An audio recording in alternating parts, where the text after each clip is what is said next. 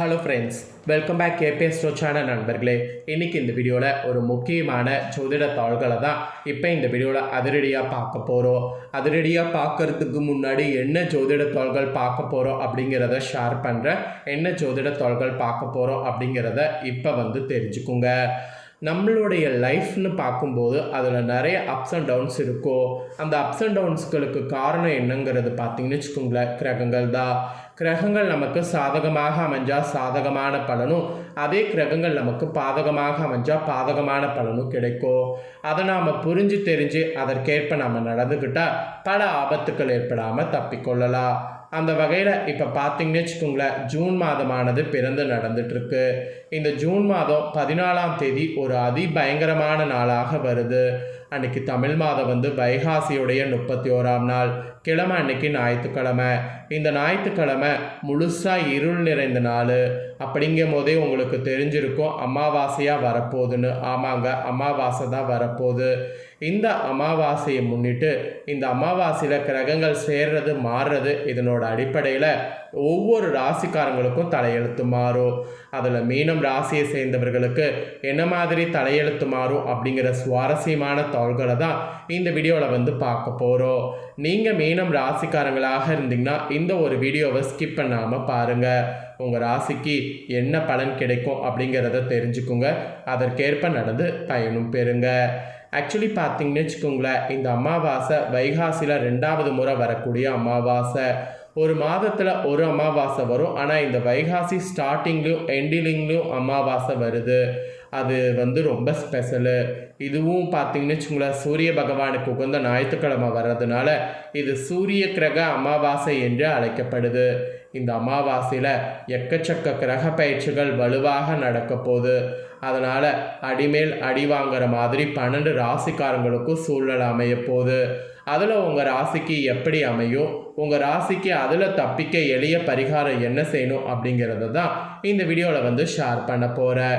தெளிவாக இந்த வீடியோவில் அது என்னங்கிறத தெரிஞ்சு பயன்பெறுங்க. ஜூன் மாதம் கரெக்டாக இந்த 14ஆம் தேதி அமாவாசையில் கிரகப்பெயர்ச்சி ஜோதிட சாஸ்திரத்தின்படி எல்லா ராசிக்காரங்களுக்கும் கஷ்டகாலம் ஆரம்பமாக போகுது. அதில் உங்கள் மீன ராசிக்காரங்களுக்கு என்ன மாதிரி கஷ்டகாலம் ஆரம்பமாகும், அதில் தப்பிக்க என்ன செய்யணும், என்ன மாதிரி எளிய பரிகாரம் செய்யணும் அப்படிங்கிறதெல்லாம் குறித்து இந்த வீடியோவில் பார்க்க போகிறோம். பொதுவாக நடப்பு இந்த ஜூன் 2026 14 அமாவாசை அன்னைக்கா இந்த மாதிரி நடக்கும்னு கேட்டிங்கன்னா, ஆமாங்க, அன்றைக்கி தான் நவக்கிரகங்களுள்ள இடப்பெயர்ச்சி மற்றும் கூட்டணி ஏற்படுது. அதன் காரணமாக சில ராசிக்கு யோக பலன்களும் சில ராசிக்கு சவாலான சூழ்நிலைகளும் உருவாகுது. ஜோதிட ரீதியாக உங்கள் ராசிக்கு கிரகங்கள் சஞ்சாரம் உங்களுக்கு மன உளைச்சலையும் காரிய தடைகளையும் தேவையற்ற அலைச்சல்களையும் ஏற்படுத்துகிற மாதிரி சூழ்நிலை இருப்பதாக தாள்கள் கணக்கிடப்பட்டிருக்கு. அதனால் இந்த அமாவாசை கிரக நிலவரப்படி கூடுதல் எச்சரிக்கையோடு கவனத்தோடு இருக்க வேண்டும். அதில் உங்களுக்கு என்ன மாதிரியெல்லாம் கவனமாக இருக்கணும், எப்படி மீளணும் அப்படிங்கிறத எல்லாமே இந்த வீடியோவில் சொல்ல போகிறேன். முதல்ல உங்கள் ராசிக்கு பார்த்தீங்கன்னு வச்சுக்கோங்களேன், பொது பலன் என்னங்கிறத சொல்லிடுறேன். அதுக்கப்புறமேட்டு கிரக அமைப்புகளோடு டீப்பாக என்ன பலன் கிடைக்கும் அப்படிங்கிறத அதிரடியாக இந்த வீடியோவில் பார்க்கலாம். மீனம் ராசியில் பிறந்த நேயர்களுக்கு இந்த அமாவாசையில் ராசிநாதன் மற்றும் சூரியன் சேர்க்கை வலுவாக இருக்குது. அதனால் விரயஸ்தான கிரகங்களுடைய தாக்கம் ரொம்ப பெருசாக இருக்குது. அதன் காரணமாக உங்களுக்கு தேவையற்ற மனக்குழப்பங்கள் ஏற்பட வாய்ப்பு இருக்குது. அதனால் ரொம்ப கவனமாக முடிவெடுக்கணும் என்பது ஃபஸ்ட்டு உங்கள் ராசிக்கு பொதுவாக எச்சரிக்கையாக சொல்லப்பட்டிருக்கு. ராசிக்குள்ளேயே கிரகங்களுடைய சஞ்சாரம் மற்றும் சாதகமற்ற பார்வை வலுவாக இருக்கிறதன் காரணமாக நீங்கள் எடுக்கக்கூடிய முடிவுகள் கண்டிப்பாக தவறாக போகலாம். எடுக்கக்கூடிய முடிவுகளில் தடுமாற்றம் வரலாம். அதனால் முடிவு எடுக்கிறத இந்த அமாவாசையிலேருந்து கொஞ்ச நாள் தள்ளி வைக்கிறது நல்லது. வரவை விட செலவுகள் அதிகரிக்கக்கூடும். அதனால் வரவை விட செலவுகள் அதிகமாக இருக்கக்கூடிய இந்த டைமில் செலவு பண்ணக்கூடியதை தேவையற்றதை குறைத்துக்குங்க. தொழில் மற்றும் வியாபாரத்தில் கூட்டாளிகளோடு கருத்து வேறுபாடுகள் வர வாய்ப்பு இருக்குது. அதனால் அவங்கக்கிட்டேயும் கொஞ்சம் கவனமாக இருக்க பாருங்கள். இந்த மாதிரி டைமில் தேவையற்ற வீண் வாக்குவாதங்களை தவிர்ப்பது, புதிய முதலீடுகளை தள்ளி போடுவது, இதெல்லாம் பண்ணிங்கன்னா நல்லது. அதனால் மீன ராசிக்காரங்க இதெல்லாம் இந்த அமாவாசையில் தள்ளி போடுவது நல்லது. இந்த அமாவாசையில் நீங்கள் பண்ண வேண்டிய பரிகாரம் முன்னோர் வழிபாடு செய்கிறது மட்டும் இல்லாமல் இந்த நாளில் பெருமாள் கோவிலுக்கு சென்று பெருமாளுக்கு உகந்த துளசி மாலை சாத்தி வழிபட்டு வரணும். கூடவே பச்சை பயிரை நீங்கள் இந்த நாளில் வேக வைத்து தாளித்து அதை ஏழைகளுக்கு பார்த்தீங்கன்னு வச்சுக்கோங்களேன் கொடுக்கணும். இந்த மாதிரி இந்த நாளில் இந்த உதவிகள் செய்திங்கன்னா உங்களுக்கு கவனமாக இருக்க வேண்டியது கண்டிப்பாக அமையும். அதனால் கவனமாக இருக்க வேண்டியதுக்காக இந்த பரிகாரத்தை மீன ராசிக்காரங்க செய்திடுங்க.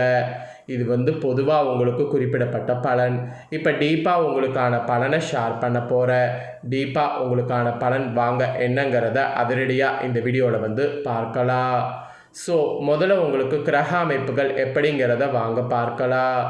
இந்த அமாவாசையில் கிரகநிலைகள் பார்த்திங்கன்னா தனவாக்கு குடும்பஸ்தானத்தில் செவ்வாய், தைரிய வீரியஸ்தானத்தில் சூரியன், சுகஸ்தானத்தில் புதன் சுக்கிரன், பஞ்சமஸ்தானத்தில் குரு, ரணருண ரேகஸ்தானத்தில் கேது, பாக்கியஸ்தானத்தில் சந்திரன், அயனசைன போகஸ்தானத்தில் ராகு, ராசியில் சனி, இந்த மாதிரி கிரகநிலைகள் உங்களுக்கு அமைகிறது.